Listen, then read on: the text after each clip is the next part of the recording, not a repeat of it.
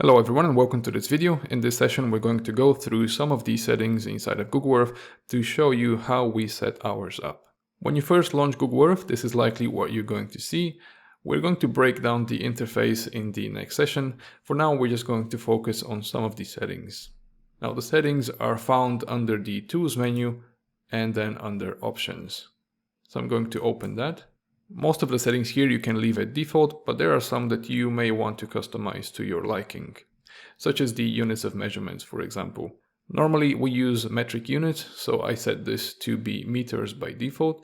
Now these are the general units of measurements that are going to be applied throughout the application, but when you're using some of the tools inside of Google Earth, you can always change the units of measurement on the fly. So this is more of a convenience setting, but you're not stuck to it if you set it here. So you can always change it from within the tools themselves as well.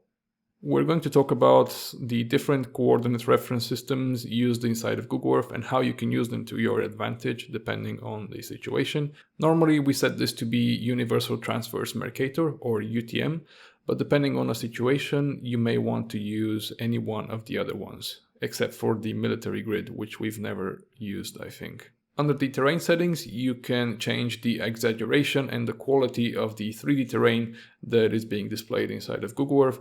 By default, this is set to 1, which is going to give you sort of the real world elevation of the terrain. But in some cases, you may want to bump this figure up, the maximum being 3, and in some cases you may want to reduce it, and the minimum is 0.01. For example, in some cases the site may have a very flat terrain, so if we want to get a better idea of the direction of slope, we may want to bump up the exaggeration of the terrain. Now I'm going to switch over to the General tab. If you do not want to see any tooltips being displayed or any startup tips being displayed every time you launch Google Earth, you can uncheck Show Startup Tips from the option here, and you can also uncheck Show Tooltips. You can also set your language of preference from the language settings here. There are many languages to choose from. Normally I set this to System Default, which picks up the language that my computer is using, which is English. If you're working with KML files very frequently, or if you're creating KML files yourselves, or if you experience some kind of a problem when importing KML files, then you may want to check this option where it says Show Prompts for All Errors. By default, this is probably set to silently accept all unrecognized data, which is not going to display any errors when you're handling KML files. But if you want to get a better understanding of why a KML file may be misbehaving, then you should set this to Show Prompts for All Errors. Now I'm going to move over to the Navigation tab. By default, when you double-click somewhere in Google Earth, or when you double-click on an imported KML file, or when you type in an address and search for it, Google Earth is going to gradually fly to and zoom into that location.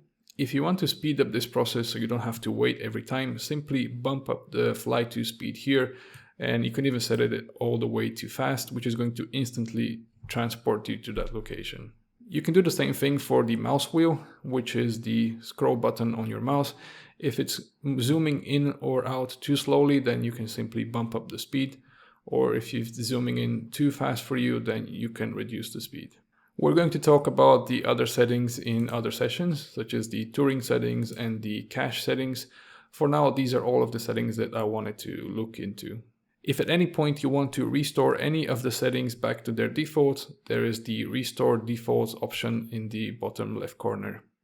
And with that done, I'm going to press OK. This is it for this video. Thank you for watching and see you in the next session.